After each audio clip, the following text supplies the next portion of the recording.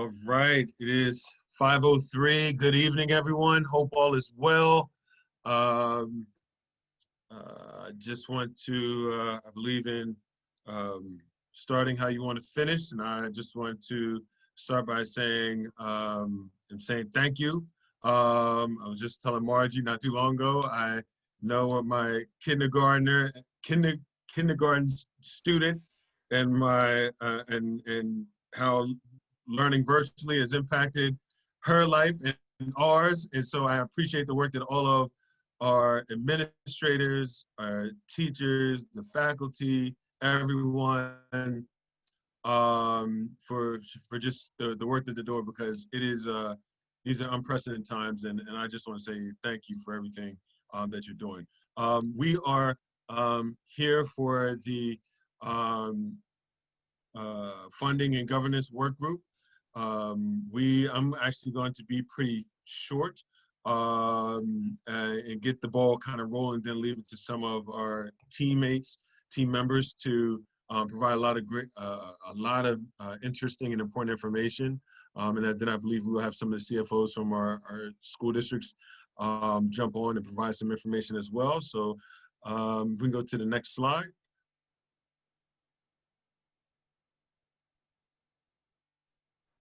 We can go to the next slide. Slide 2, please.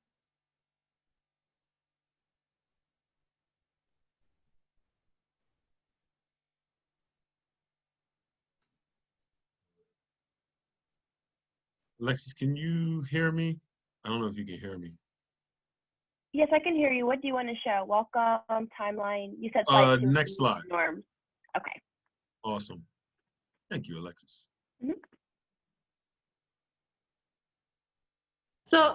So Alexis, we're only seeing the first slide, the funding and governance work group. Can you go to the meeting norms and orientation? Is that only? I'm changing the slides. Huh? I can't see that. Can everyone see that? No, it's still the cover page. Huh? Do you want to share screen, Haley? Yeah, I can go ahead and share my screen. No problem. Let me just pull it up real quick. No worries. No worries at all. No worries. There's my code. Okay.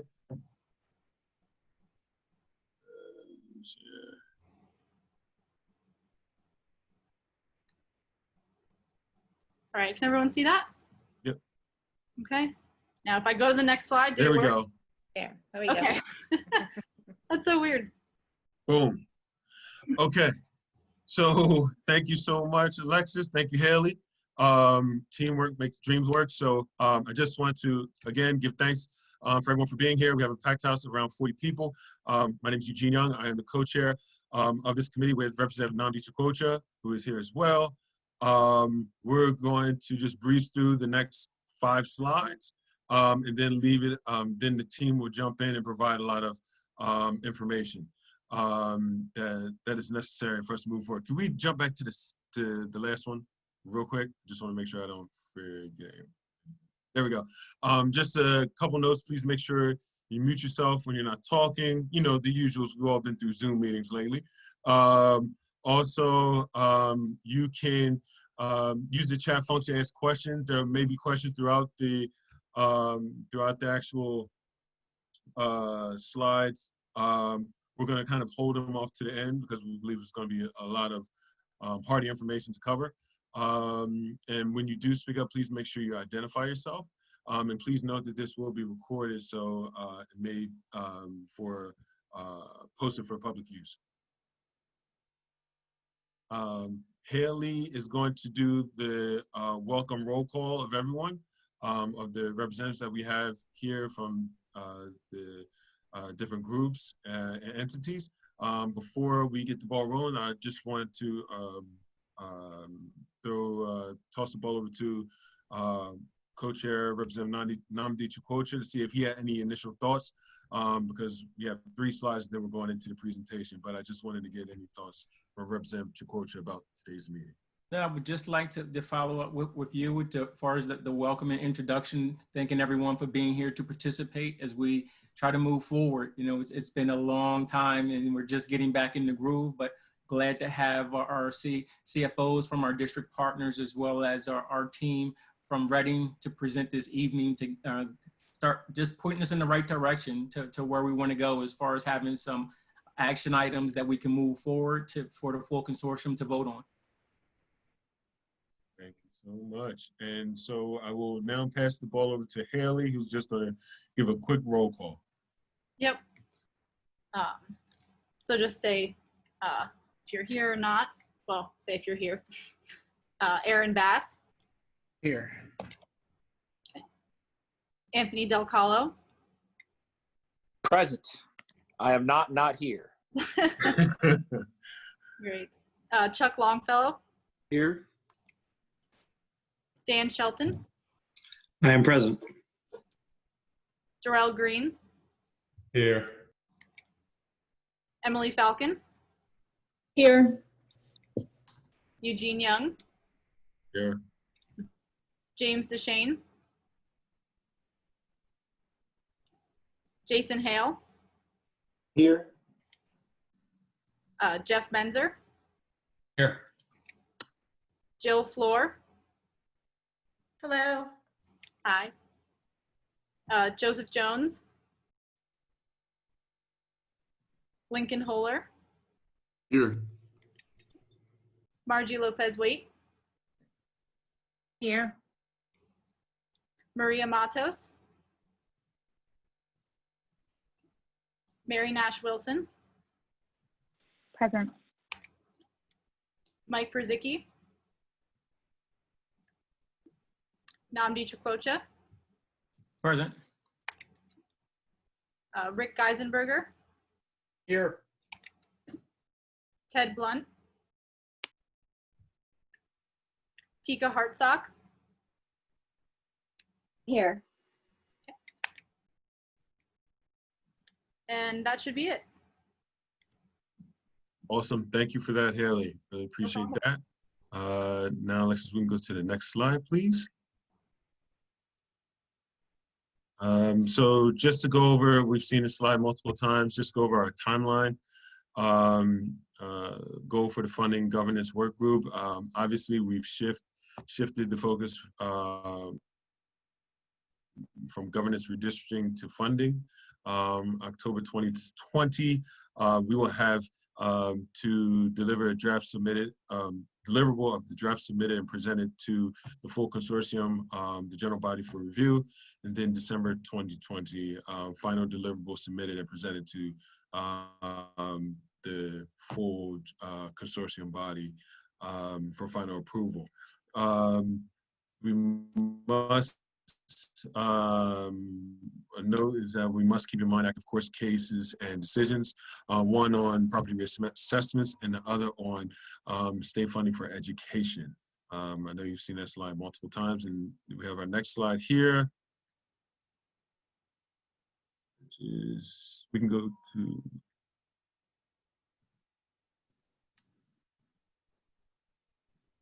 the proposed focus areas. We will have short-term focus areas, referendum reform, Newcastle County Tax District, background approaches around the opportunity funds, obviously monitoring and make sure information is transparent. CARES Act funds, same thing, monitoring, making sure that the information is transparent. We've seen a lot of, we've had a lot of conversations about this. Then long-term funding focus is financial needs for high poverty schools, and systemic issues in the DE funding system. So these are short-term background, long-term focus areas. We can go to our next slide. Just want to make sure we're going to be, as I said before, today is going to be presentation style from our team members. And so we will want to make sure that you had this early in advance. The next funding and governance work group meeting is scheduled for September 24th, 5 to 6:30. Once again, that's September 24th from 5 to 6:30. We will begin our conversation on referendum reform. The next full body meeting is October 22nd from 5 to 7. So again, I just want to say one more time, September 24th, 5 to 6:30 for our funding and governance work group, and next full body is October 22nd from 5 to 7 p.m. And without any further delay, I am going to pass over to Haley, and we will get into the presentation of Delaware Public Education Funding 101. So thank you all so much, and we will as I said before, please put any questions that you may have in the chat, and we will bring them. We will certainly try to answer towards the end, and also we'll have public comment towards the end before we wrap. So thank you so much. You can go ahead, Haley. The floor is yours. Good evening, everyone.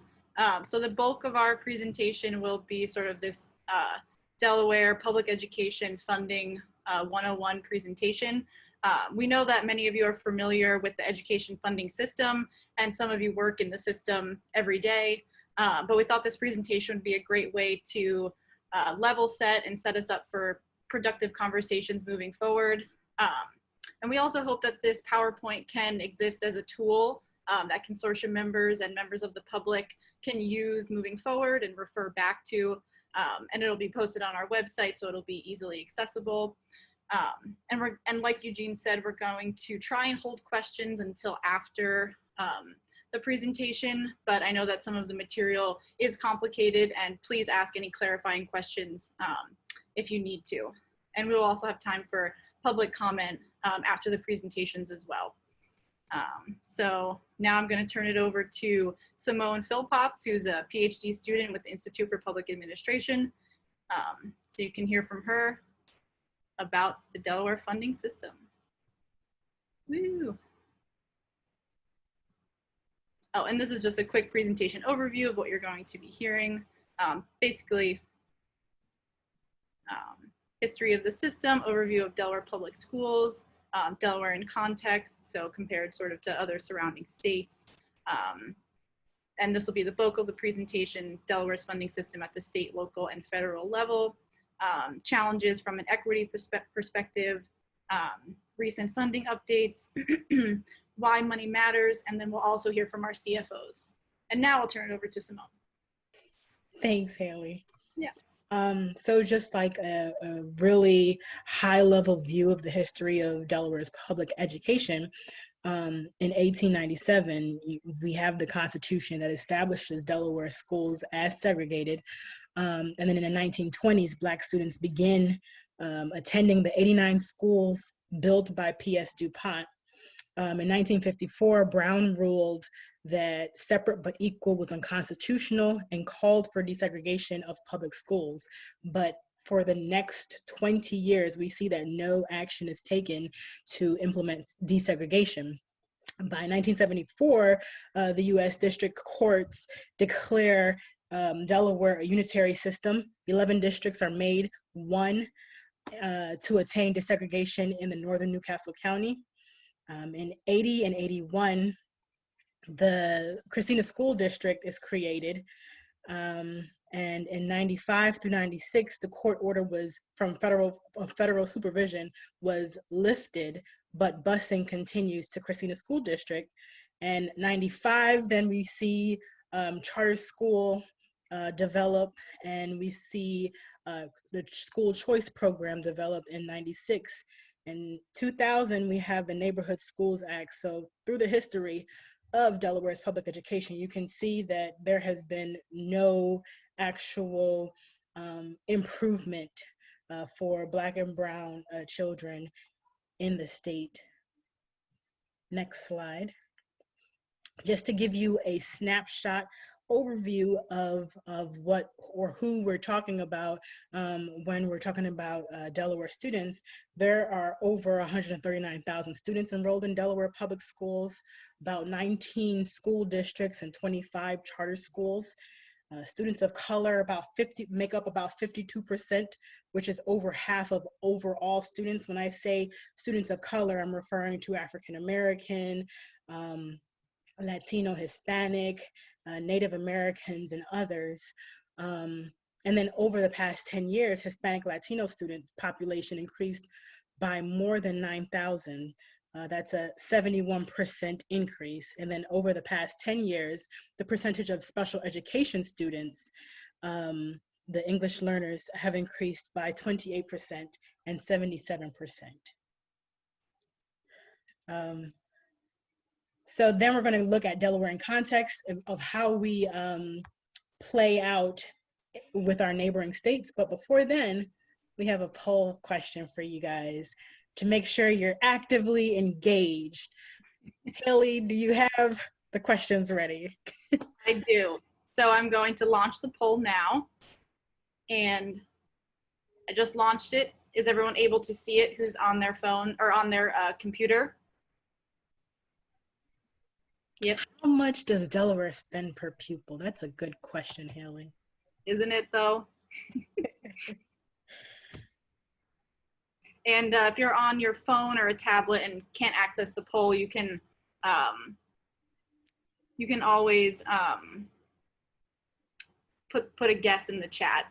Is that for Gen Ed and Spec Ed combined, or what is that?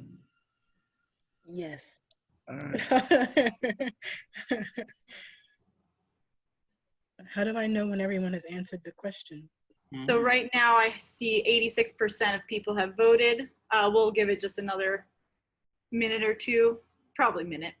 Okay. Cool beans. Do we need some Jeopardy music? No?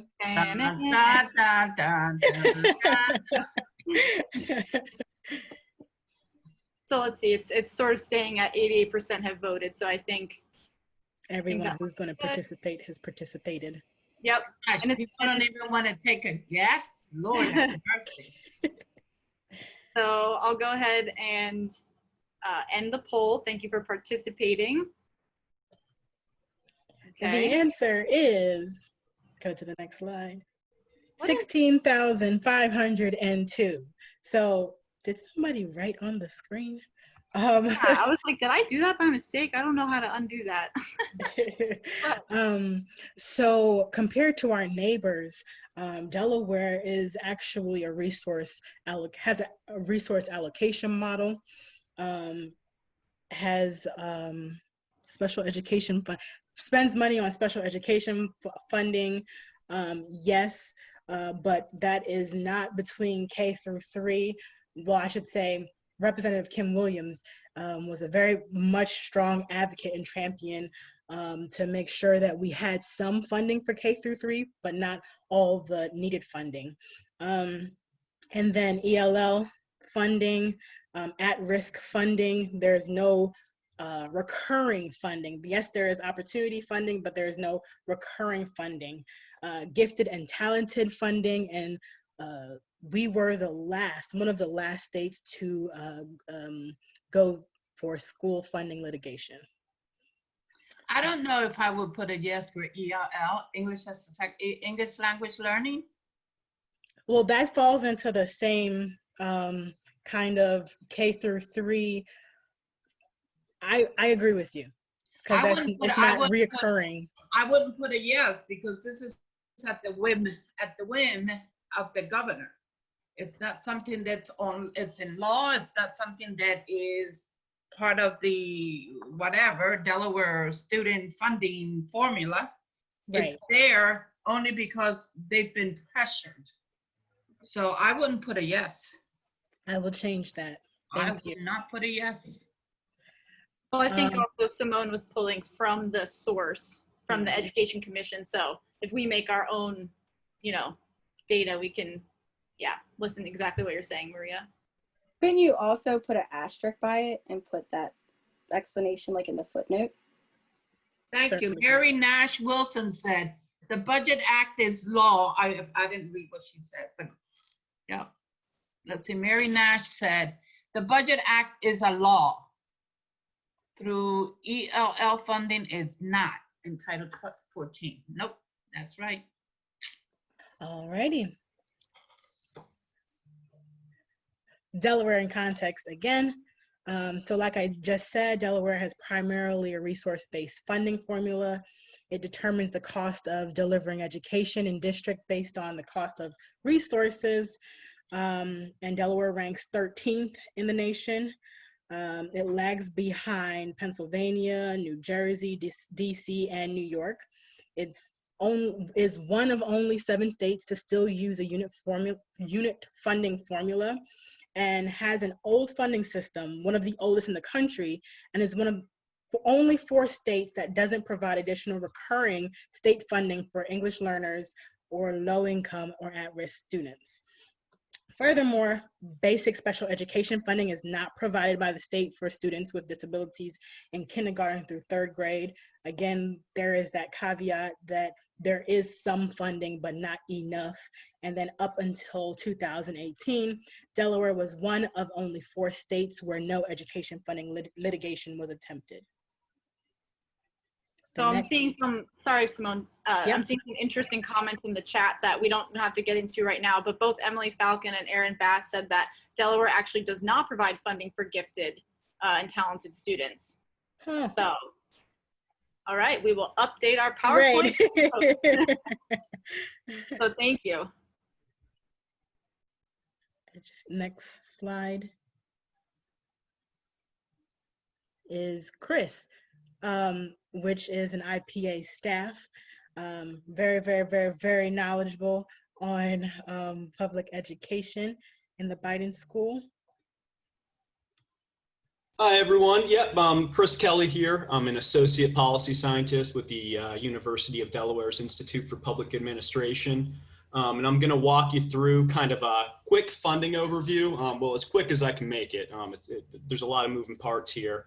So I'll walk you through this. And again, my goal today with these next couple slides is to familiarize everyone with the terms and basic concepts.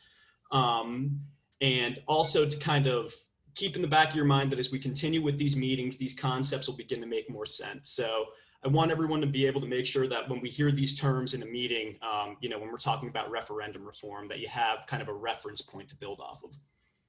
Okay, so for our intro slide, school funding comes through 3 sources in the state of Delaware, actually nationally, right? Every state across the country. But from the state, and it's primarily generated through unit funding, which we'll dive into a few slides later. But there are also some grants and other sources. The local component, which is constituted of 4 different taxes, and we'll dive into those again. Those are the 4 taxes that constitute your school tax and your county tax bill. And also we'll talk a little bit about federal funding. So moving on to the next slide. I just changed the view. Is that, I feel like that might be better. Yes. Okay. So as you can see, according to this pie chart, Delaware is primarily funded through state funding, followed by local and federal. And this varies a bit by school district, but it's pretty interesting because neighboring states are primarily funded through local sources. So this is, we kind of stand out as far as our neighboring states in regards on how we're funded.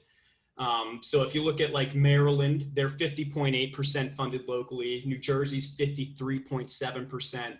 Pennsylvania's 55.9%. Virginia's 53.6%, and Delaware's 33.6%. So we're predominantly state funded, which is kind of a difference than our neighboring states. So we'll move on to the next slide. So Kelly, before you move on, what's local? What's that mean, local? So we'll dive into those in a little further as we move through the presentation, and I'll walk you through that. If you don't mind, are you comfortable waiting until that? Or Absolutely. Okay, perfect. Thank you. I also saw that Secretary Geisenberger wanted to speak up around slides 13 and 14. I made the presentation big, so now I can't see which ones are slides 13 and 14. But Chris, if you look in the chat, he just wanted to make a few comments from the economics perspective on the data in slides 13 and 14. I just wanted to allow him to speak before we did the poll if he wanted to. Absolutely, I think Sure. that would be great. So, you know, we're listening to this data, and I do think it's important that as we go through the data that we drill down and really understand, especially when we're comparing to other states. Our funding methodology in Delaware is dramatically different than other states. In particular, we assume a lot of the debt and construction costs associated with schools that are not assumed at the local school district level.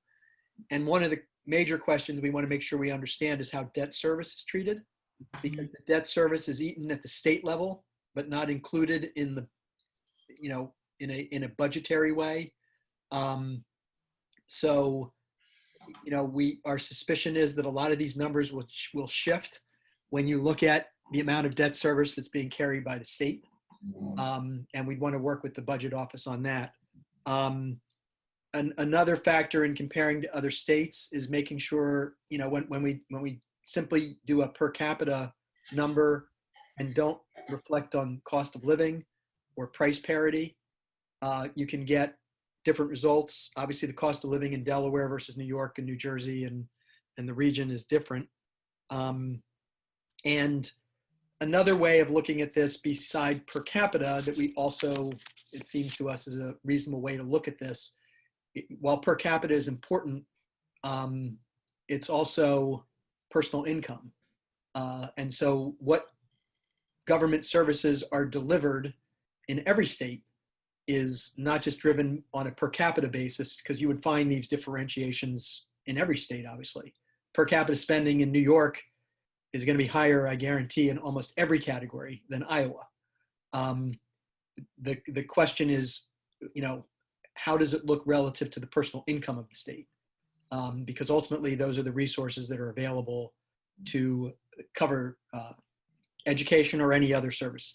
So I think as we're doing this, you know, I don't know if it will dramatically change what those rankings are and what those levels are, but I think from an economics perspective, you know, a fair review of this stuff ought to look at some of those issues to make sure that we're, you know, telling a full story and an accurate story. So, like I said, I don't know if it will dramatically change things, but I suspect it will have some impacts on some of those numbers. I certainly know the cost of living one will. When you do a cost of living adjustment, actually Delaware's number goes up from 13 for sure. Got it. Thank you.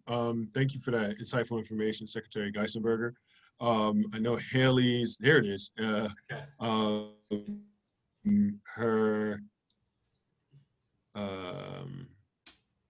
Her Zoom cut out, so we are back in business.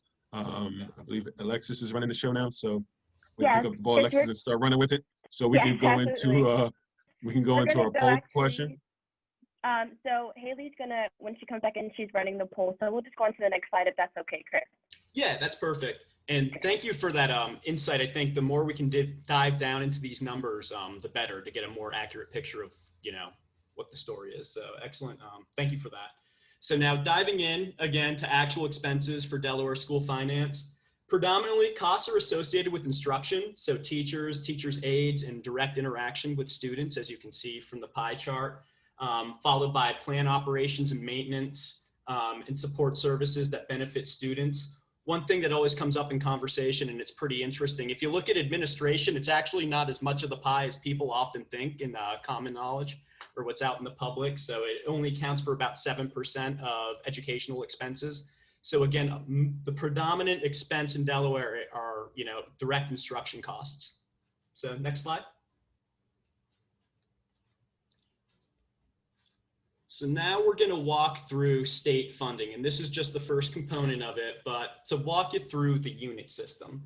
So these formulas here are the backbone of the majority of state funding in Delaware. As you can see, the number and type of students determine the number of units that a school district earns. So you can see for preschool, you know, 1 unit for 12.8 students, so on and so forth. So this is kind of, these formulas really are the foundation for the rest of the funding system at the state level for as far as the division funding. So does anyone have any questions about these before we dive into the, oh, I didn't go. Next slide. But before you go into the next slide, there you see, if you can go back to that slide, there you see that special education, where is it? Go down to state funding unit system. There we go.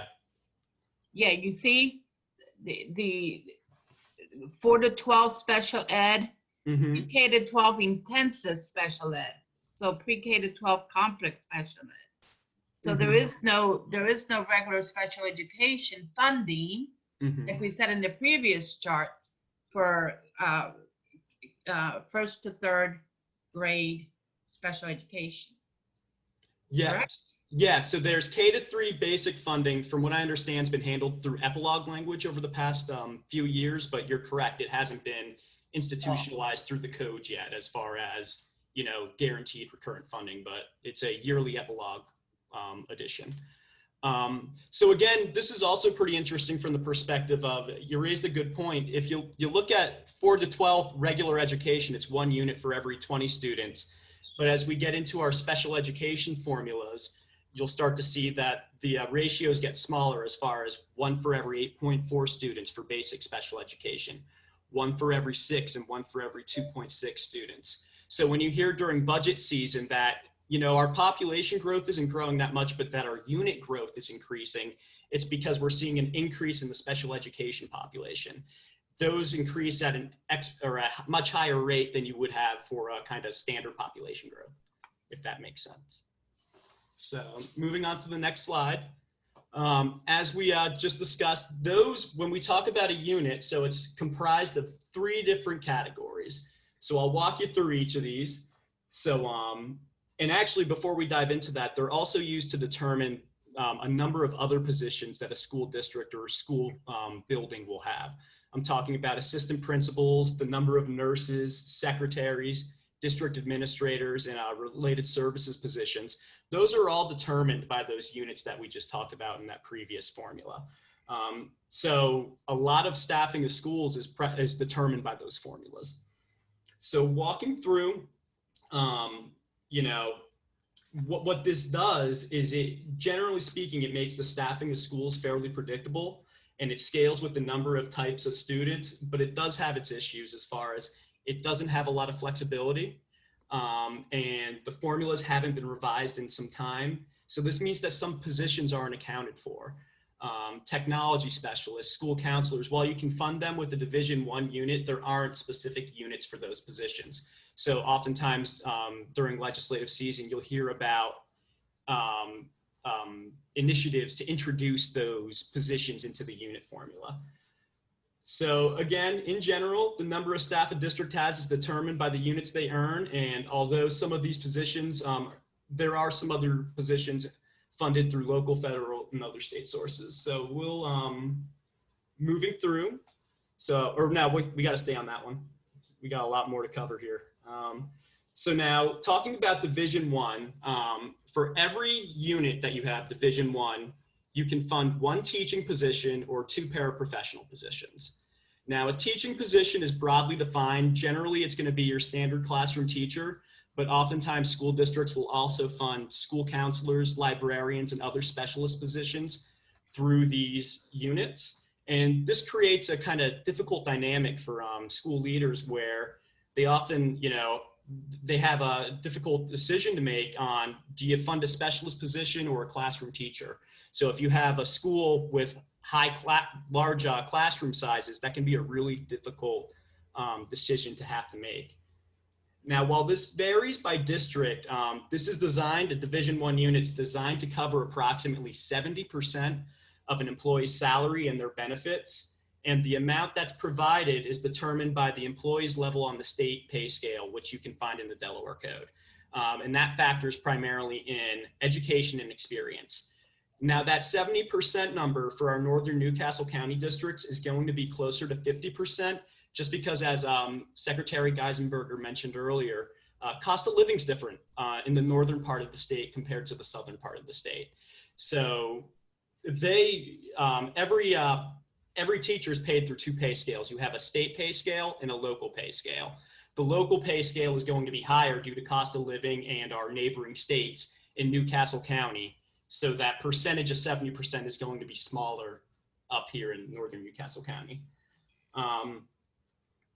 So looking through, just to kind of give you an example of how this works in practice, a school district will receive more funding for a teacher that has, from the state, for a teacher that has 20 years of experience and a doctorate, compared to a teacher that has a year of experience and a master's degree.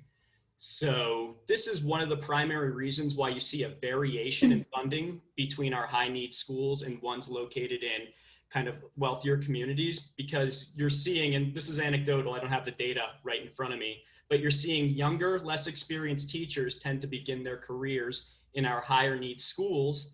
And those teachers are lower on the pay scale. So when we look at the data, it shows that those schools are receiving less state funding. And that's a result of the pay scale, right? It goes off of experience and education level. But it's really equal, isn't it? It's equal funding if you look at it. Yeah, if you're looking at a teacher that has a year of experience and a master's degree, from the state, they are receiving the same amount of funding across the state, no matter the school district that they're in.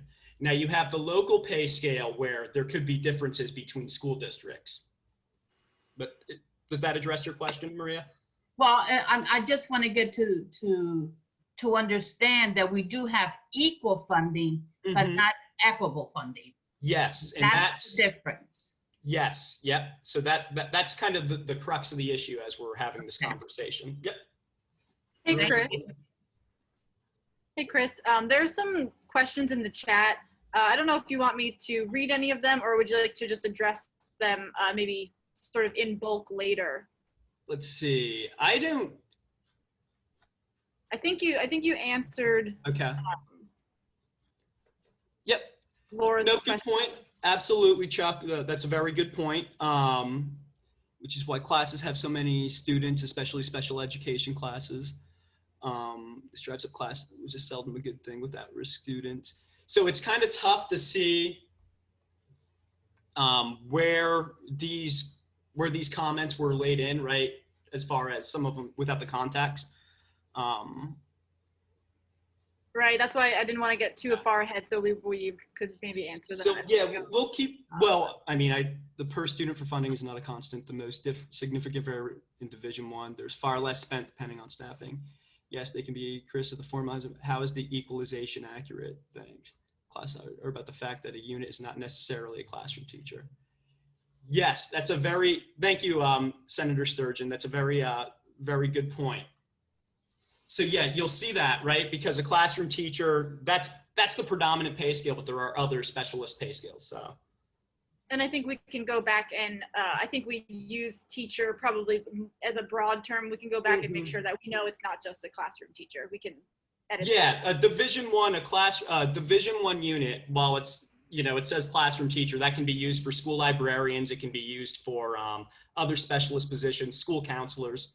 But I think it's going to be addressing these kind of comments while we go. It's going to kind of make for a very disjointed presentation. Yes. So why don't we look through these when we get through state funding, because we still have to go through Division II and III.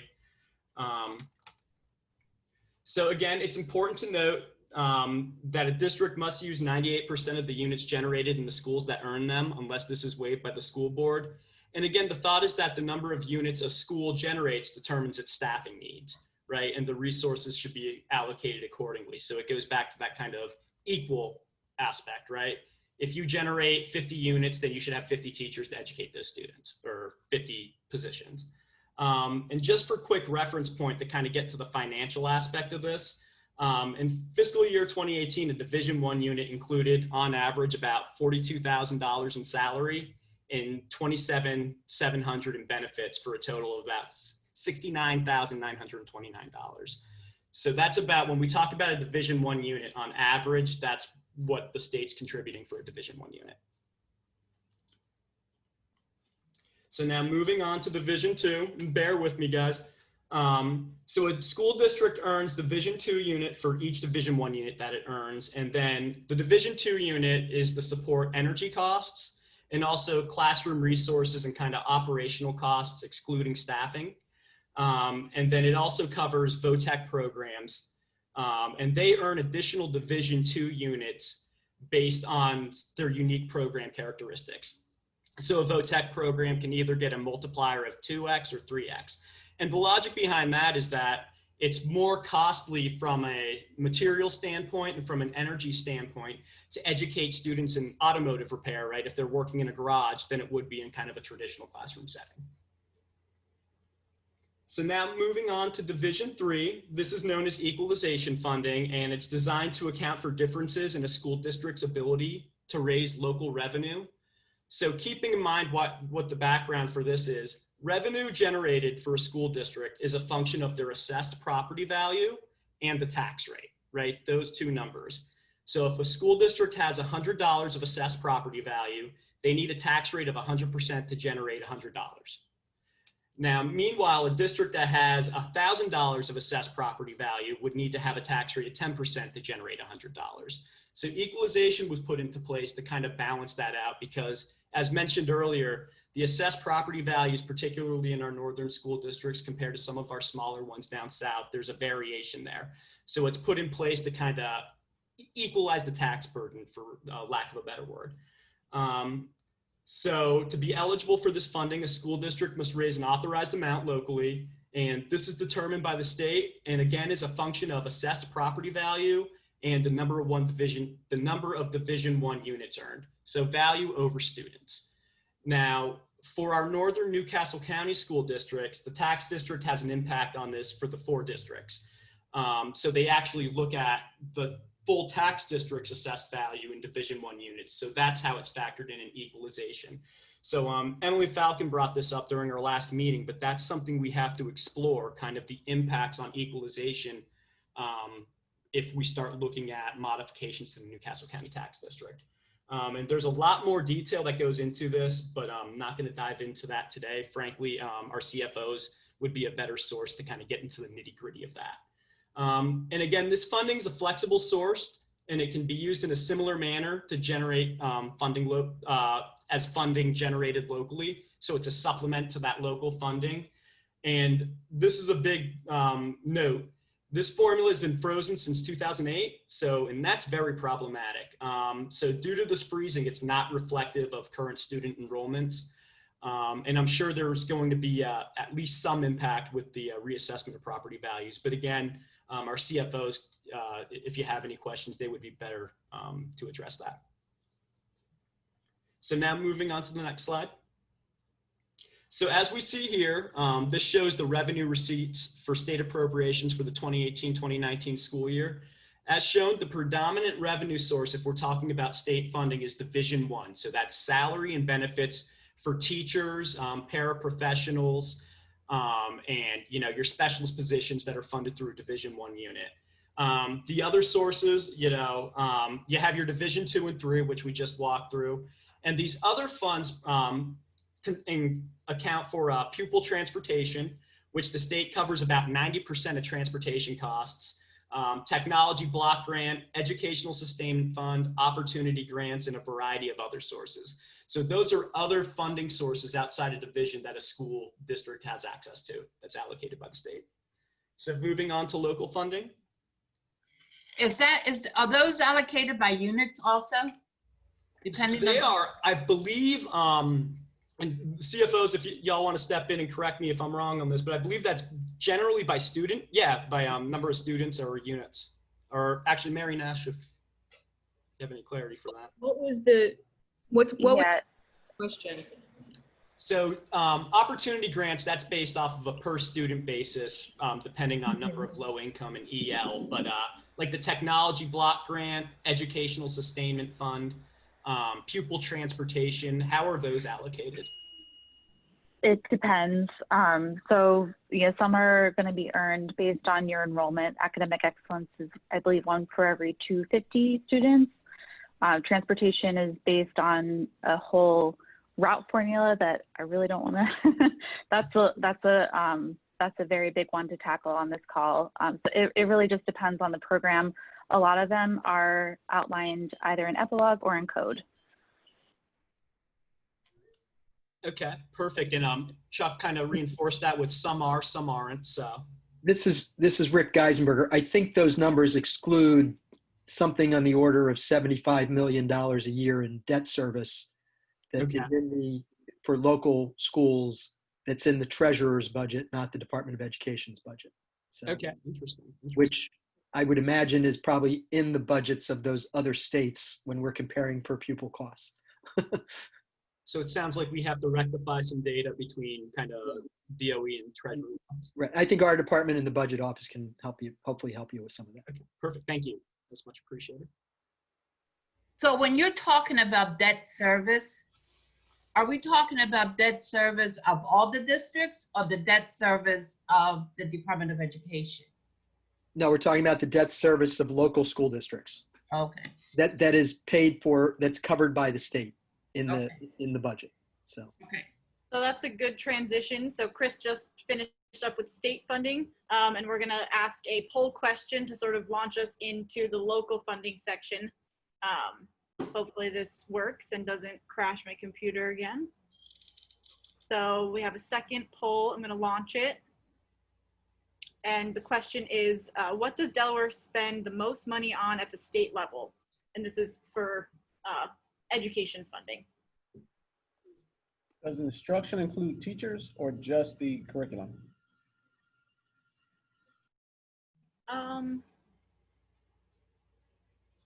I'm not sure. Chris, can you?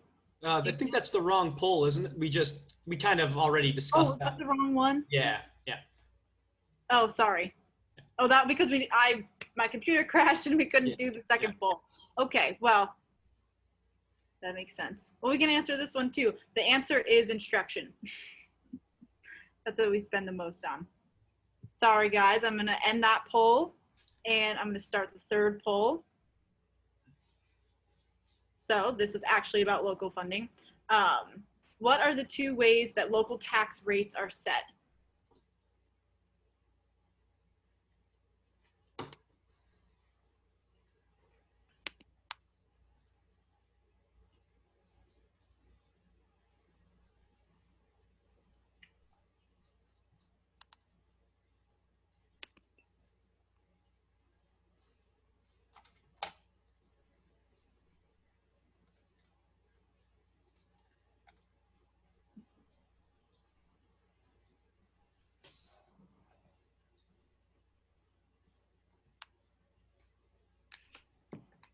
All right, I'll wait a little bit longer for some more to roll in.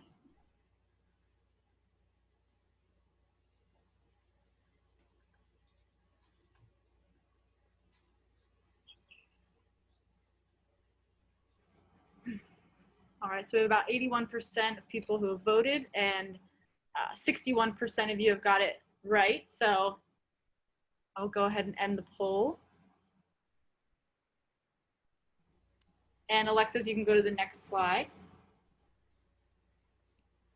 Okay, so we're ready to move forward with the presentation? Okay. Yep. Cool. So local funding, again, there are 4 components of the local tax rate. So each of these rates are applied to the assessed value of real estate within the school district. So for current expense, this is your operational funding from the local side of things. It covers salary, benefits on the local pay scale, and other operational costs. This rate is set by referendum for your comprehensive school districts. So that's for your 16 non-VOTEC school districts. And just as a reminder, all individuals over 18 who reside in the school district are eligible to vote. And as a footnote, for the 3 VOTEC school districts, their current expense rate is actually, it's a VOTEC rate, and it's actually applied across the county. It's a countywide tax. And it's set by the General Assembly. So it's a little bit different than what you have for the 16 comprehensive school districts. Again, covers staff salaries and benefits and general operations, any cost that would fall under your kind of typical operating budget.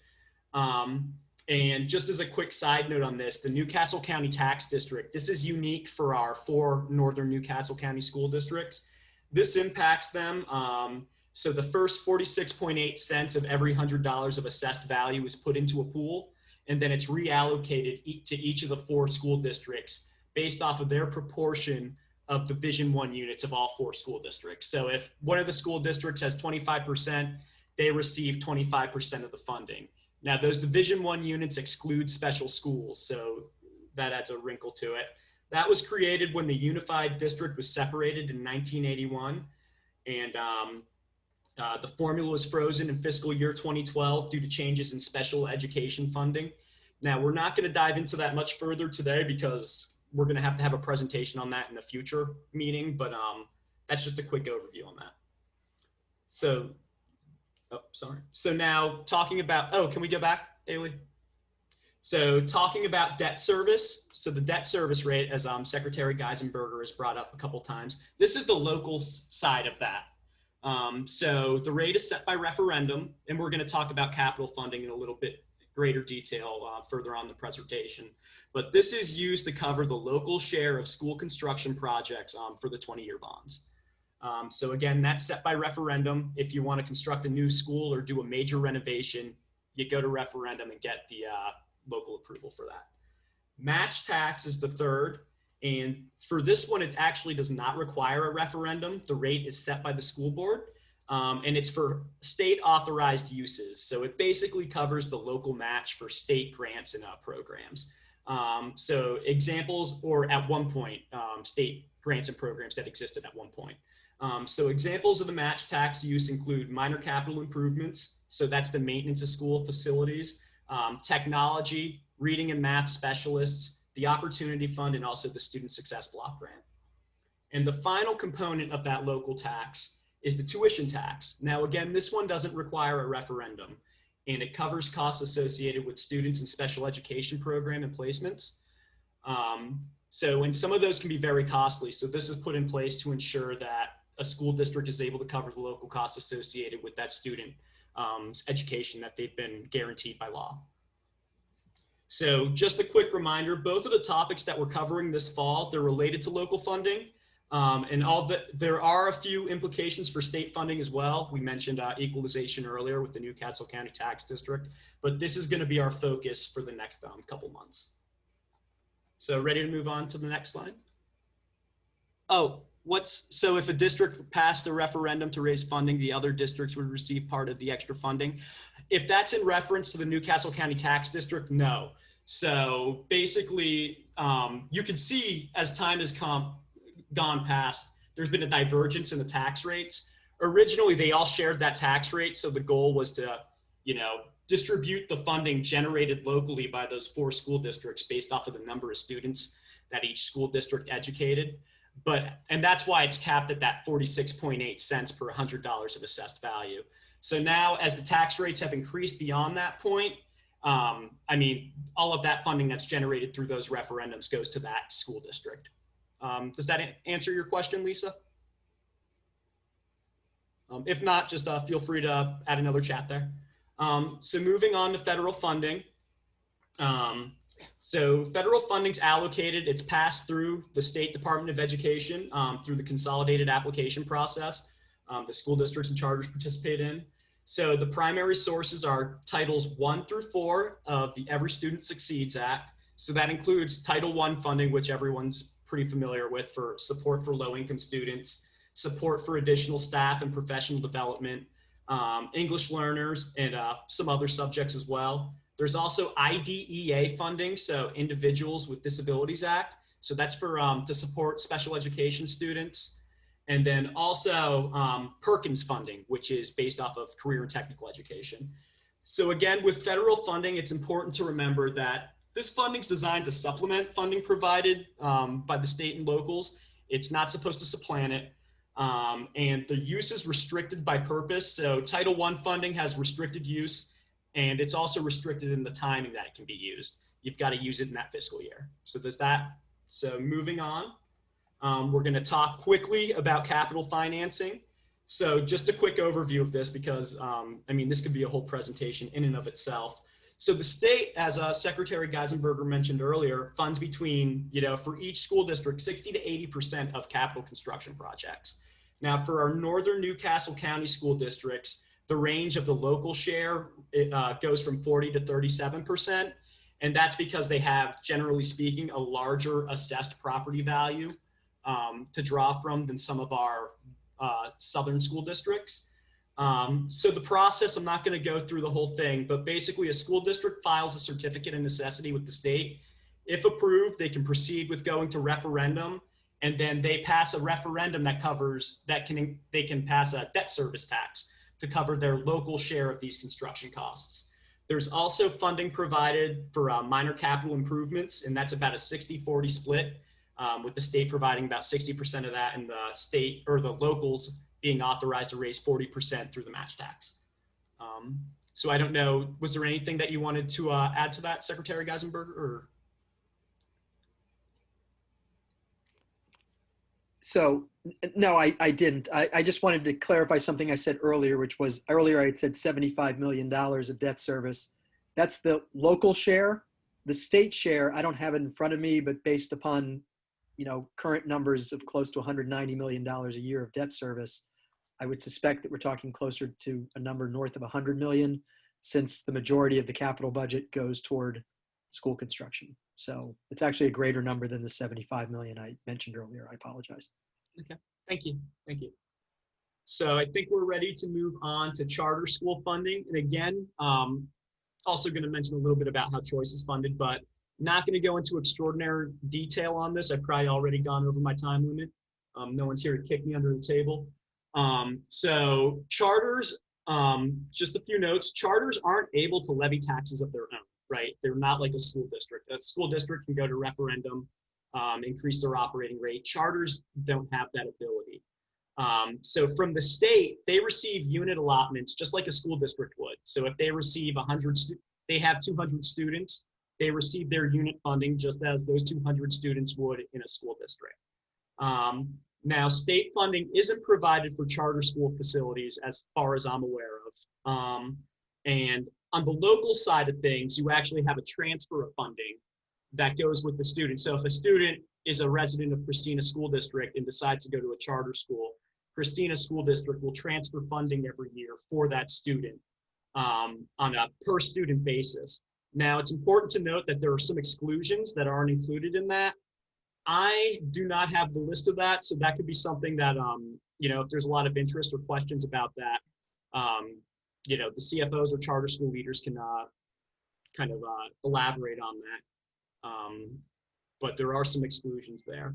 Now, it's important to note that choice, there's the difference between charter and choice is a student going into charter school, and choice is when a student goes into another school district. So going from Brandywine to Christina.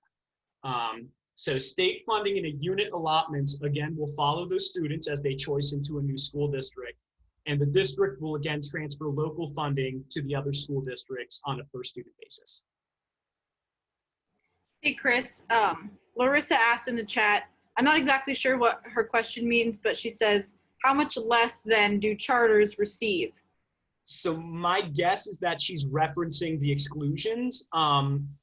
I do not know enough about that to really dive. That's pretty sophisticated stuff right there.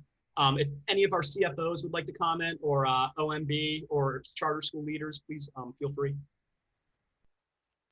So Aaron Bass said about 20%. He's a charter school leader. Okay, perfect. Thanks, Aaron. Okay. So any more comments before we move forward? Okay, good. So again, both of these topics will be covered by our CFOs later on in the presentation. Just wanted to put them up there for you to look at. Opportunity funding, CARES Act funding, they're both very recent developments, very critical, and kind of have changed the landscape of school funding over these past couple of years. So this is the end of kind of my portion of it, but as a quick summary, some things I want everyone to remember, because there was a lot of content we reviewed. Education funding is primarily provided by the state in Delaware. Now this is a little different than how it's done in our neighboring states. The vision funding, while it's relatively inflexible as far as use, right? It's supporting teachers, school counselors, paraprofessionals, it's going to staff. It is generally stable and predictable as long as your student population is stable and predictable. So generally speaking, if you're in a district, you can anticipate what your budget's going to be like next year as long as you're not losing students or gaining an astronomical amount of students. Formulas set by state statute have a primary influence on how schools are staffed, and we've included those in the appendix, right? These formulas are determining how many assistant principals are in a school, how many supervisors are in a district office, how many directors and assistant superintendents. So there is some flexibility with local, federal, and other state funding, but those formulas are the primary driver. Remember that there are 4 components as far as local funding. 2 of those require a referendum, and 2 can be set by the school board, although they have restricted uses. And the most important thing, and I think we've had some comments that have kind of really focused in on this, but all of it's interconnected, right? If we impact one piece, it can impact something else, and we may not necessarily understand unless we look at this with a lot of detail what that impact is going to be. So we need to keep our desired outcomes, of course, at the forefront of the conversation, but we also need to remain conscientious of what some potential unintended consequences could happen if we make modifications due to the interconnectivity of these parts. Again, it's not that change shouldn't happen, but we just need to be aware of what all the impacts of that change could be. So being diligent in how we assess these, I think, is critical. So I think we're going to move on to Simone for a few final slides. Yes, so I'm just trying to bring us back home to just remind us why we even had to go through the conversation of funding and why the way in which Delaware currently funds our public education system proposes a challenge, equity challenge for us. Delaware has failed to provide sufficient recurring funds to students from low-income families, students with disabilities, and students who are English language learners. The state's education funding often provides more support for children who are well off than it provides for children living in poverty. And lastly, Delaware's equalization formula does not solve inter-district and per pupil funding disparities. The state funding formula is inflexible, and districts may be diverse in regards to the needs that they have to meet the students that they have. I think Alexis is next. Oh, wait, nope. And I wanted to show some of the disparities that we see in the demographics that we're talking about. As you can see, these are some achievements for ELA and math for SBAC. And white students outperform the average student, students with disabilities, English language learners, low income, Hispanic, as well as African American students. So there's a lot more to be done, and fixing funding or addressing funding is one way to do that. I think now Alexis will wrap us all up with why this matters. So this whole presentation and what Simone is saying, we wanted to give a really good base and make sure that everyone was on the same page as the work group moves forward to making some really big decisions. And we just wanted to emphasize the importance of money in school funding systems. I know it seems obvious, but for many years there's been a misconception that the management of money supersedes the importance of allocating funding resources. And research today shows, this is Bruce Baker's work, and if you don't know, he's very well known for his education finance reform and research. It is shown that there is a direct relationship to funding resources to improving student outcomes. And some of these school resources that cost money include investing in our teachers, but it also extends to other instructional tools. And also his research shows that when statewide financial reforms occurred, overall local school districts saw student outcome improvement. So we just wanted to, again, emphasize that what the work group is doing matters and why this Funding 101 presentation matters. And next, I'm going to pass it over to our CFOs to help us give greater insight for the most recent funding updates. Thank you very much. I'm going to get started. My name is Jason Hale. I'm the Chief Financial Officer for the Brandywine School District. And the four of us, the four CFOs are each going to take a small segment and talk through some of the current conditions and issues. And then certainly if there's any opportunity for questions. As the CFO of Brandywine, I've been at Brandywine for 3.5 years. I live and work in the district. I have 2 students that are attending schools in the Brandywine School District. Prior to being at Brandywine, I spent 17 years as the business manager of the Newcastle County VOTEC School District, so I also have familiarity with the VOTEC funding system as well.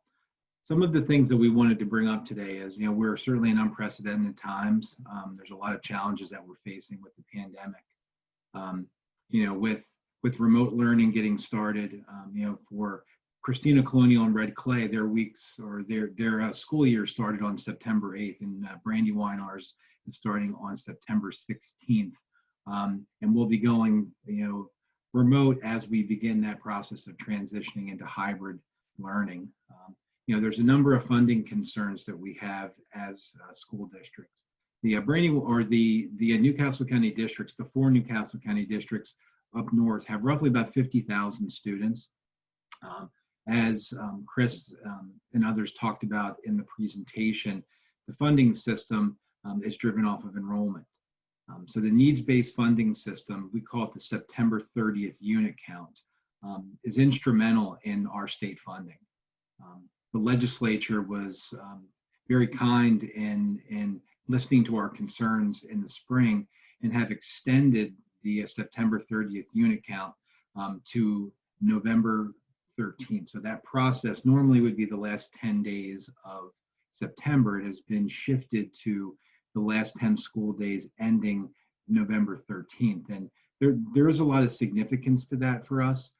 As we're starting a little bit later in the year, we'll have more access to students to be able to ensure services and that the IEPs and other testings are performed so that we're able to identify the students and be able to provide those services to them. We are concerned about enrollment. As we move forward to that November 13th count, the 4 districts here are all under enrollment from where we were last year at the count.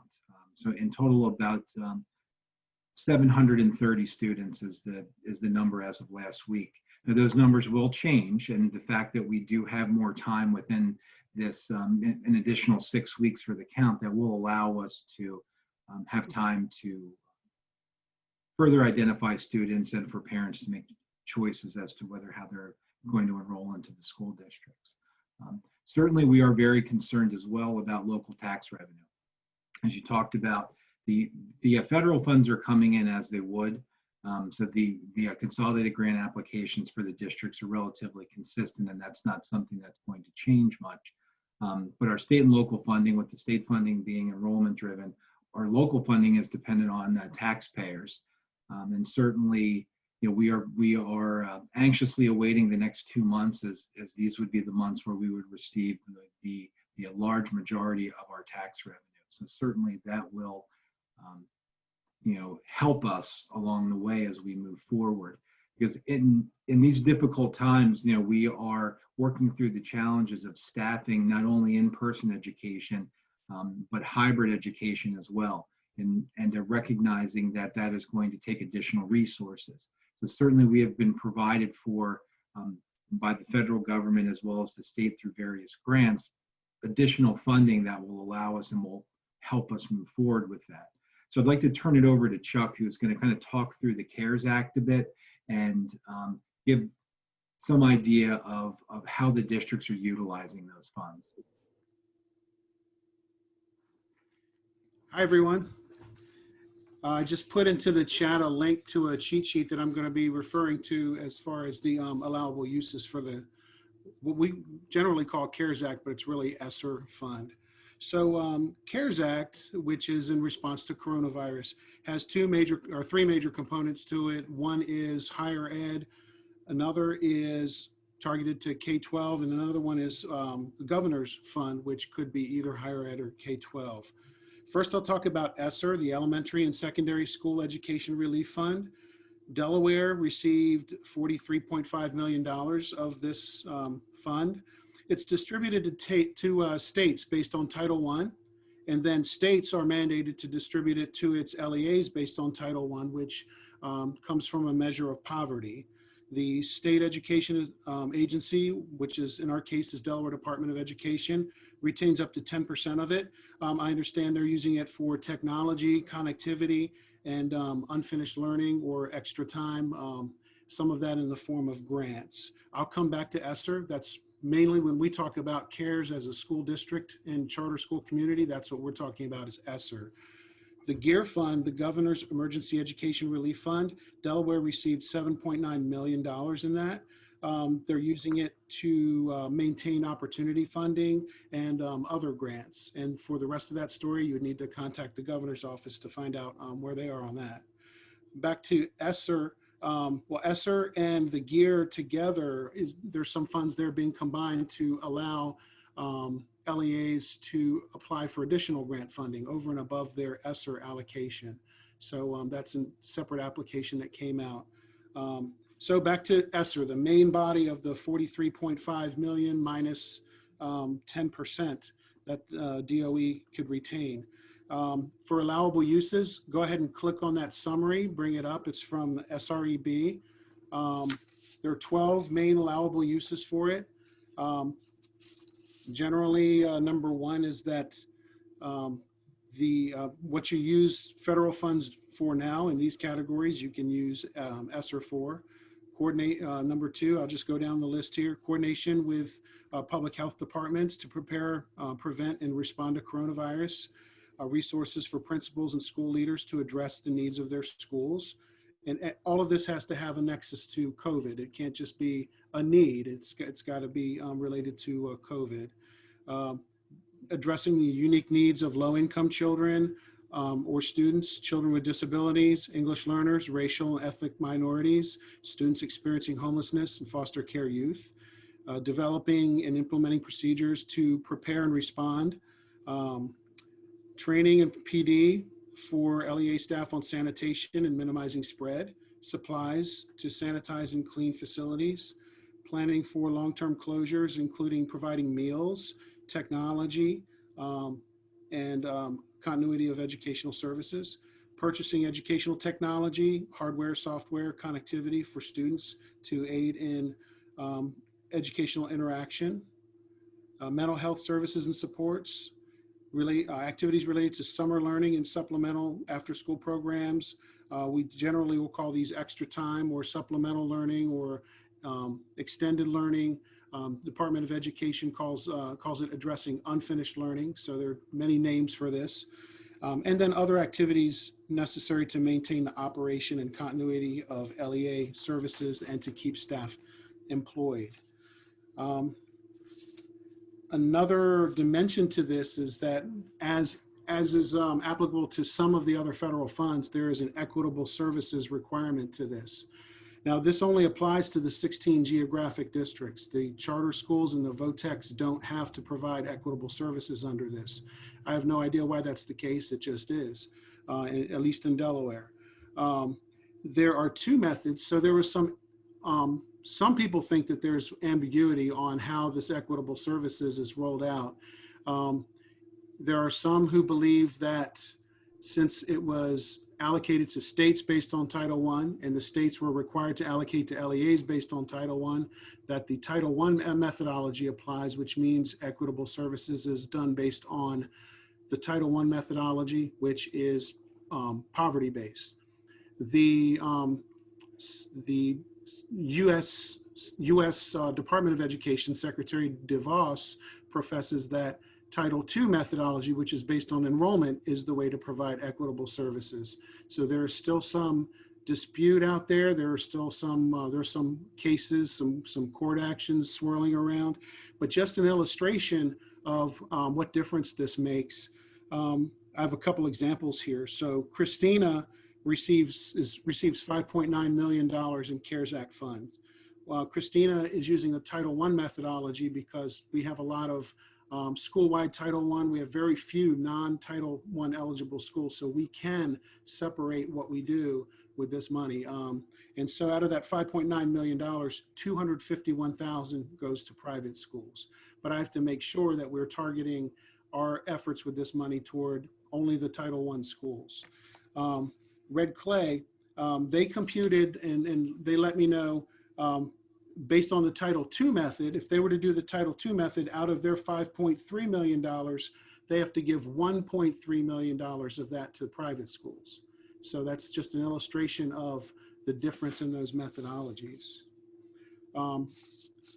Quickly reporting out the district allocations for the four geographic districts on this call. Brandywine, 2.6 million, Christina, 5.9 million, Colonial, 3.4 million, Red Clay, 5.3, and the top three general uses of CARES money by district for these four districts. Brandywine's using it. Their top three uses is technology, PPE, and additional learning opportunities to address unfinished learning or whatever you want to call that. Christina's using it for technology and tech support, additional learning opportunities, and COVID mitigation, including PEE, ventilation, and so forth. Colonial, PPE, school nutrition and technology. The Red Clay, technology and tech support, social emotional learning and extended learning, and cleaning materials for buildings, buses, and PPE. So that's it for me. I think Jill is next. I see a question. I'm going to look real quickly and see if I can answer that. Yeah, what level of CARES funding is available for struggling parents? There might be another pot of stimulus money out there that can go directly to parents, but what school districts are trying to do, and I'm sure charter schools are trying to do the same thing, is provide technology and connectivity the best we can to those homes. And I know a lot of the folks on this call are providing things like hotspots to homes where possible. We're fighting against supply chain issues. Some of us have all the tech we need. Some of us, it's still on order, but that's where we are. So thank you. Jill's next. I have a question before we go on. Tika, is that you? Yes, sorry. No, yeah, go ahead. This is Tika Hartsock. I have a question in regards to the the allocation and the funding and what it's used for. Is the numbers that you were giving in that chart, does that not include what is being allocated for the meals programs and any of the waivers that are necessary for that? That's right. That's totally separate funding. That's coming through the U.S. Department of Agriculture. So that's in addition to what we're talking about here. We're extremely grateful that we got that last waiver that just came in, where we can, we don't have to take people's names and charge them for meals and all that. That's really great. So I don't know who runs USDA, but thank you for that. Is it my understanding that ends at the end of the year? Will they need to seek another waiver after that, or does it extend longer? It ends December 3rd. What I've heard is December 31st or until funding runs out. So I don't know what that means, but I'm sure that there'll be, if the COVID crisis is still running hot by the time we get to, November, I'm sure we'll be putting pressure on somebody to continue that. Okay, thank you. Thank you. Hi, so I think I'm next. And I was asked to talk about property reassessment and it was one originally lawsuit that was split into two from the Court of Chancery. The one is still active in terms of the process, and that is the overall funding. And Emily's going to talk some about the opportunity funds and kind of the overall state structure. The other part of it that was in fact decided was the lawsuit specific to reassessment. And it was found that it was unlawful that the counties had not reassessed in the number of years that it had been. In Newcastle County's case, almost 40 years. The quote is that their failure to perform a general reassessment for a number of years was unlawful. But they're moving into the remedy phase, and because of everything shutting down with COVID, that phase was extended. And so I confirmed today that the parties have a status conference with the court in mid-October. That would be the counties to propose the remedy. If the court accepts the remedy, that would be the remedy. If the court doesn't accept the remedy, then it would go to a court order where the court issues its own remedy. So obviously, I mean, what people say is that, their preference is that the counties reach a remedy that, that the counties come up with, rather than being told, your remedy isn't good enough, and so it's going to be this one. So they're working very hard to come up with a remedy for reassessment. For the districts, and what that means, though, is critical, because a one-time reassessment means that it's collecting the same taxes that we're collecting now. It distributes them differently. So for the taxpayers, it could have a significant impact. And the old adage is that a third would pay more, a third would pay less, and a third would stay the same. But overall, if it's a one-time reassessment, it would stay at the same taxes that we're receiving. And at the same time, Jason talked a little bit about how worried we are about our overall taxes and what that collection rate's going to be. But at the same time, historically in Newcastle County, we've seen a significant decline in assessed values as appeals have gone through the system and been awarded, in terms of properties now assessed at lower values than they were based on this previous, 1983 assessed value. So we've seen a significant downward trend in property assessments, and now with the reassessment lawsuit and the remedy, if there's a reassessment, it would just be at the same level or collect the same taxes with the potential for a one-time increase. So the words that are always critical from the district perspective, and I think this group is really focused. I mean, one of the things you had us at hello when we joined was the referendum reform, right? That the way we're funding things, every year we have less money to do the same thing based on this tax collection system. And so with referendum reform, it comes to, it's not just reassessment, it's regular recurring reassessment, because things don't stay static, things do change. And that is the ability to give those slight increments. And so if a district goes to referendum, they would go to referendum for significant projects, not simply for the cost of living. So we're certainly optimistic. We the districts, I think I at least speak for the 4 CFOs, are optimistic that the remedy will be something that's fruitful, but the words that we're looking for are regular and recurring reassessment and how that process works. On the funding side, I mean, that is still active in the states working with that. So, I'm certainly not going to wade into an active lawsuit, but part of that, or even what predated that, was these opportunity funds. And I think Emily's going to talk to that component. Yep, thanks, Jill. Good evening, everybody. Emily Falcon. I am the CFO here in Colonial. I've been in this role for about 7 years, and prior to that, I've actually been at DOE and OMB, so I've been doing education funding in Delaware for going on 16 years now. So yeah, I'm going to talk a little bit about the opportunity funds. We are in our 2nd year of receiving these funds.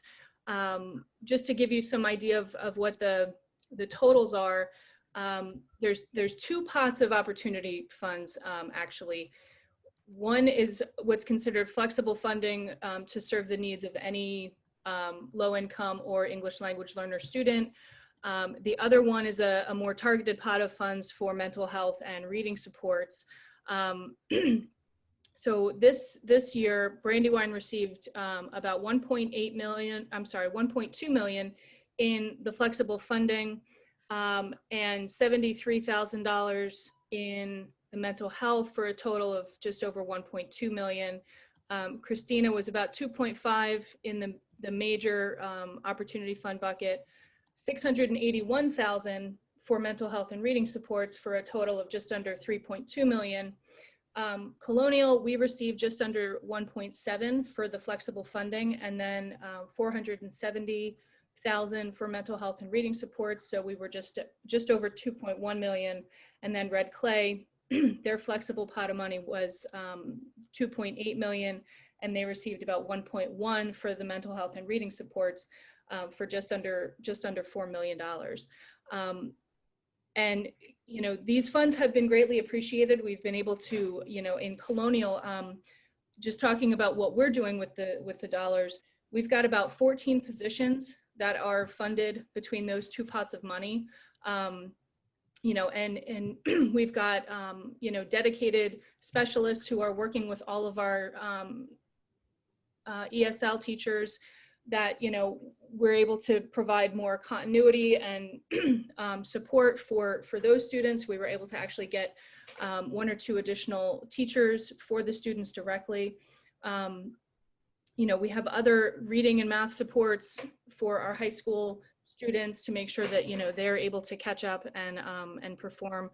But, you know, one of the concerns around this is that it was a 3-year commitment by the state, and the 3 years was appreciated, because when you go from a year-to-year basis, it's incredibly difficult to plan and budget, especially when you want to bring in positions and hire people, you know, and put sustainable programming together, because when you're not sure what's coming in the next year, you know, we have, I'm sure everyone has heard of the restrictions we have around, you know, we have to let teachers know if we're not going to need their services by May 15th.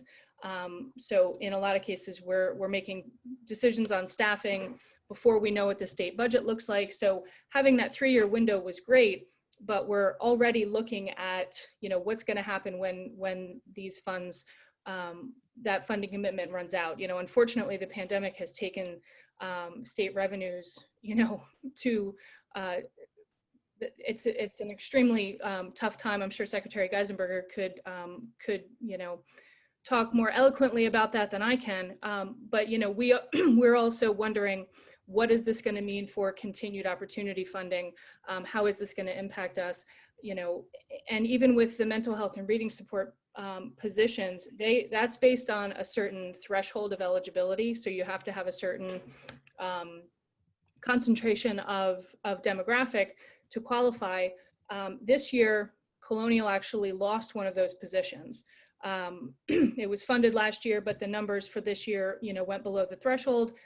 Thankfully, with the GEAR funds that Chuck mentioned, the Department of Education has made funds available to us to help continue to support that position.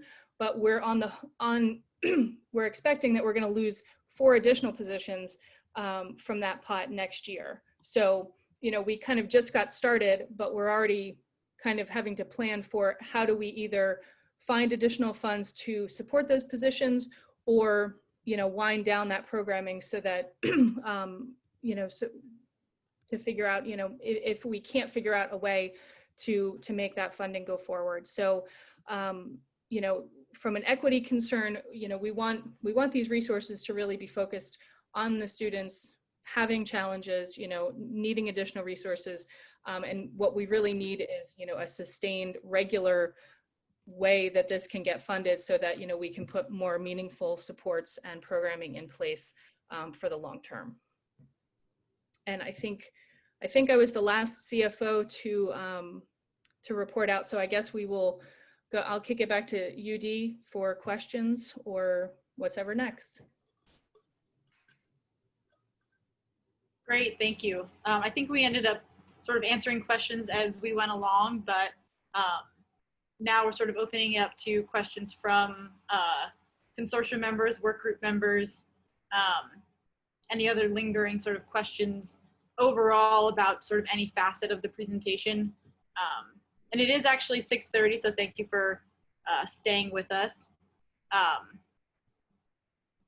And we are going to send out a Google form sort of after the meeting, probably tomorrow or early next week. If you think of a question later on that you didn't get to ask here, you can submit that question and we'll get it answered for you. But I'm not seeing any questions in the chat. Oh, I see. Senator Del Colo, you have your hand raised. Yeah, so the one thing that I'm not exactly clear on after the back and forth and the discussion about how it's equal but not equitable and so on, is it the case that when it comes to education units, the units are blind as to the expense of the particular position that's being funded relevant to any type of contractual or local personnel cost, or, you know, the tenure of the person who's in that unit? Is that what I understood in that discussion, or am I misunderstanding that?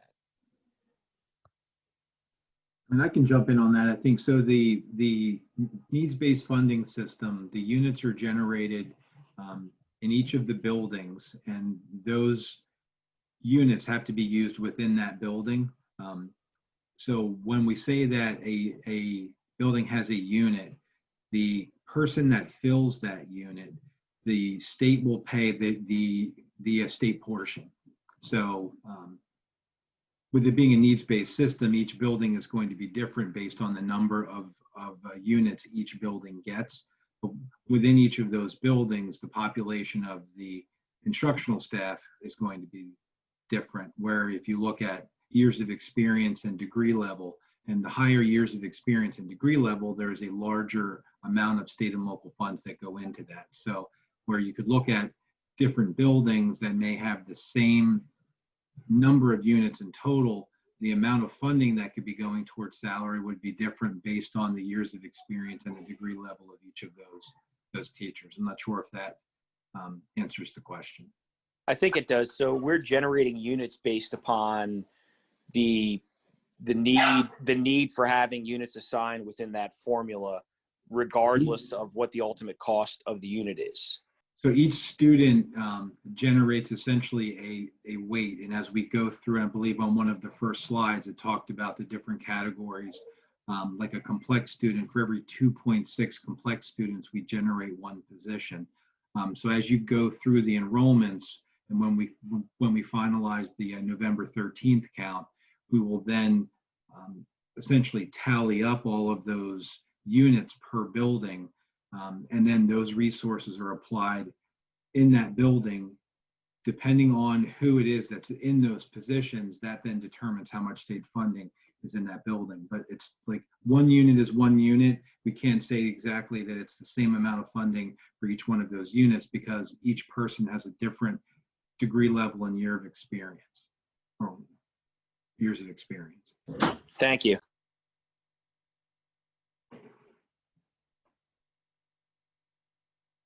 I get myself.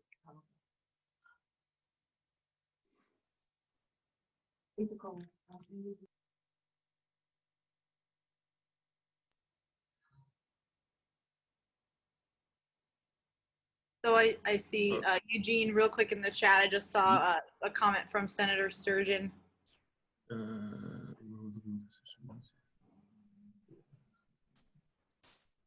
Need property. You understand?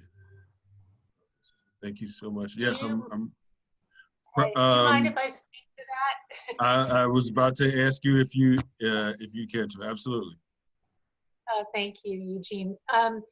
Yes, so tonight I'm joined by a group of constituents that I've been meeting with regularly, who share my concern about the way we go about raising local taxes through referendum. And we just don't think that direct democracy is the way to go about that. We don't have direct democracy in any other area. We have representatives that we elect to raise taxes as needed. And we think that the referendum system is terribly broken. While we do understand the property reassessment needs to be the first step to make it fair, is when you all talk about referendum reform, does that include, once there is property reassessment and ongoing reassessment, as was mentioned, are your thoughts similar to ours, that it would be best to move away from going out to the public and spending so much resources every 3, 4, 5 years trying to persuade the public that they should allow us to raise their taxes so that we can fund our schools? Just curious sort of where this group is on that, or maybe you're all over the place and all have different opinions, but I wanted to throw it out there that you do have a group listening that is very interested in that issue. So I would just quickly say we've had conversations very much in line with some of the things that you've brought up, and we've had some other individuals that brought up other points in regards to referendums and so on and so forth. So we're engaging, we're listening. But I would love to maybe find a way that we can bring you in so we can have even deeper conversation about this, and also speak with some of the individuals that you're working with. Okay, sounds good. Thank you. Thank you. Thank you so much. Thank you for the comment. Thank you for bringing people to our meeting tonight. So we are actually at 6:36. So I want to be respectful of everyone's time. So we're going to go into public comment. And then before I go to public comment, I want to just see if we have any members of the actual committee that have any specific points that they'd like to give just quickly before we open up for public comment.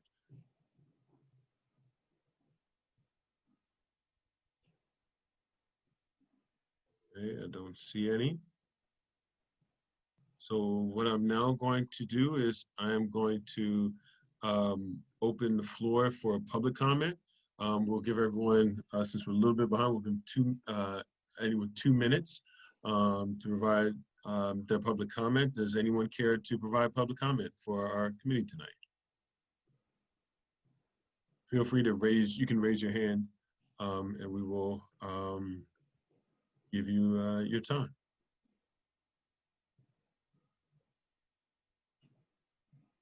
I can't figure out how to raise my hand. This is Helga.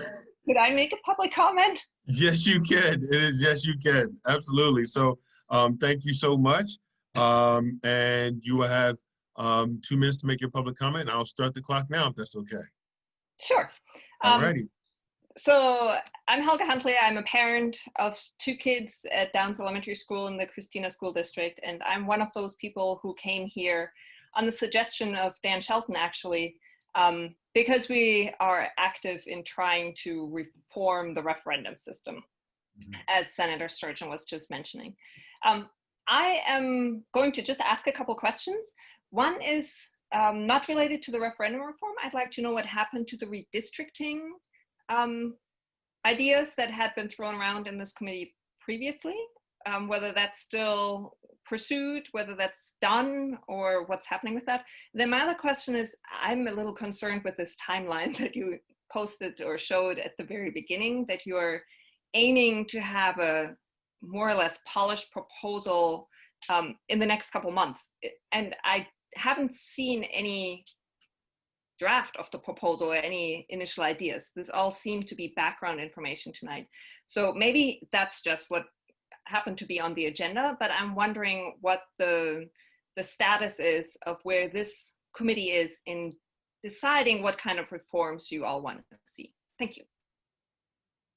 Thank you so much, Helga. I really appreciate you for joining us and providing comments and thoughts. So going back to your first point around referendum reform, as we said with Senator Sturgeon, this is something that has been brought up within our committee multiple times. We've been having conversations about that. We are actually speaking with some elected officials in regards to this as well. 2 is we actually changed a little bit of our direction, I would say in, pardon me, because my days are messed up, but I believe it was in May. We moved into more focusing on from redistricting into funding. But we're very much committed to this redistricting process, but we've just made a slight pivot based upon obviously COVID-19, the needs of a lot of our superintendents and our CFOs to focus in on certain issues going on with the urgency of right now in our schools, but it is something that we do plan to address. The timeline is something that we agreed to, I would say about, was our last meeting, less than 30 days ago. We actually, outside of the meetings that we have here, we meet, we have public meetings every Friday, and then there's other opportunities that we come together to talk about some of these different issues that we're working on. So we believe that we will be able to make the timeline, but more importantly, we want to welcome the opportunity for you to provide any additional insights or thoughts that you may have, and please feel free to join our meetings and provide any additional information or comments, critiques, questions that you may have. Thank you. No, thank you. Is there anyone else that has a question? or public comment rather? Okay, so I don't see any more public comments. I just want to give, I want to say a couple thank yous. Oh, first is, yes, before that, I want to contact information. So if you have any specific questions, ideas, anything based upon this meeting, feel free to use to email Haley, the amazing Haley that has been helping us out along this process, along with many of the other staff members from University of Delaware and Delaware State. You can send a lot to her, and also answering another part of Haley's question, you can actually go to Solutions Delaware Schools for more information on the actual consortium and some of the work that we're doing. I want to finish the way I started and just saying thank you. I want to thank the IPA team. I want to thank DSU, my co-chair. I know he's a busy man, got different a lot of different meetings that he's working at the same time. So I want to obviously thank him for the work he's put in. Our chairs. I also want to thank Mr. Hale, Mr. Longfellow, Ms. Floor, and also Ms. Falcon for not only coordinating behind the scenes, but also coming in front of us all and providing such a great presentation. So again, I want to thank you all. Please feel free to reach out if you have any additional questions, thoughts, criticisms, or concerns, and we will be seeing you at our next meeting. So thank you all so much. I wish you all a wonderful evening. Thanks, Eugene. Thank you. Do you guys always meet the same time? Thank you. Same. Yes, so we have our next scheduled meeting is on the, is it the 22nd? 20, yeah, you said that in the beginning of the meeting. Yes, we're Okay, scheduled I'm just out. trying to see if our schedule is exactly the same as yours. So, you know, for the people that Senator Surgeon was talking about. So we're Yes. trying to, but you guys meet at 5. Yes. So maybe some of us will have double meetings because we'll go from one to the other, but that's okay. That's okay. We're here together. But we would love to also be involved with yours as well. So please feel free to keep us abreast of the work that you're doing as well. Will do. Okay. I will HGAISSA@UDEL. Got it. Yes. Yeah, Thank send me you. any emails. Okay, I'll add you. Take All care. right. Thank you. you. Thank you You all. too. Have a Bye. wonderful evening. You too. Thanks. Thank you. Bye.